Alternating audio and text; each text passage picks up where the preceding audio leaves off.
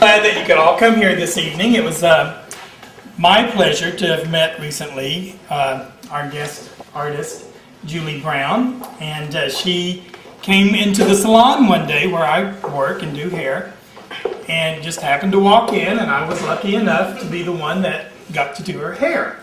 And we got to talking and about this, that, and the other, and come to find out we are connected from way back, from my very beginning. Her grandfather delivered me in Pampa, Texas, of all places, a little town up in the Panhandle. So we discovered that we had that in common. And her parents, Mr. and Mrs. Brown over here, are from Pampa, or have lived in Pampa, I guess, quite a while there. And I swear I think I have seen you in Pampa. Oh, yeah, well, I'm the one who told Julie to make an appointment with Okay, yes. Maybe it wasn't as happenstance as I thought. So anyway, she got to talking, and she said that she was into music and sang opera. And so I said, well, wonderful. And she said, well, I'm moving back to Austin, and I'd like to get to meet some people in Austin and some of the musical people here and people involved with the opera. And I said, well, I really don't know that many people that are involved in the opera, but I know people who know people who know people who know people. So we'll give it a try, and this is the results of our trying. So without further ado, you're going to be blown out of the water, Miss Julie Brown. It's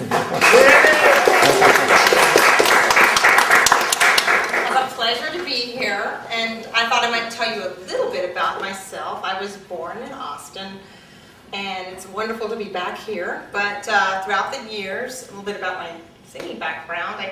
I went to UT as an undergraduate, and before that I first started singing at the age of 16. And I studied with Ruth Ritterling, who was a graduate student of Martha Dethridge. And when I opened my mouth when I was 16, they said, oh my gosh, you have a voice for opera. So I was like, opera? But then I got into it, and it's much like a sport. And I just love it. It's a lot of fun. So I went on, and I started out as a music major, studied with Martha Dethridge, and then I thought, well, I need a second career to kind of support my music along the way. So I started a second degree program in elementary education as a reading specialist. At the same time, I studied with Terry Lusk, who taught Luciano Pavarotti, and so I got some very wonderful technique from him. So I studied with him for many years. Then I went on to work on my master's degree. I had enough music hours, and I got graduate hours, I think, for my undergraduate degree, probably 200 by the time the education degree and the music degree. So I went on to SMU and studied at the Meadows School of the Arts with Thomas Hayward. And oh my goodness, he was inspiration to me. Wonderful, wonderful. And also between my, before master's degree, I also studied in New York and Boston. New York, I studied with a very famous soprano, Carolina Segrera. I don't know if you know her, but she's a very, very old lady. When I took the lessons with her, and she told me techniques of her teachers from many, many years back. So it was so inspirational to me.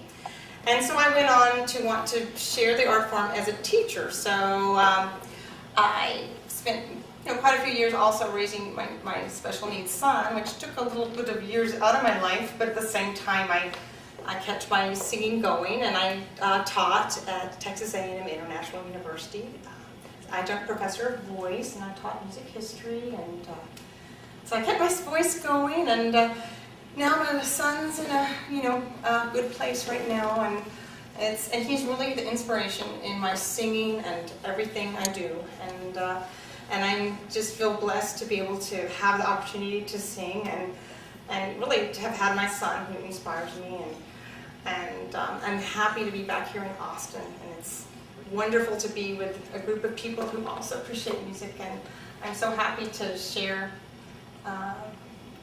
my art with you. Thank you very much, and I'll get started. Patrick and Woody for hosting it. There's Woody. Spectacular surroundings here. Excellent.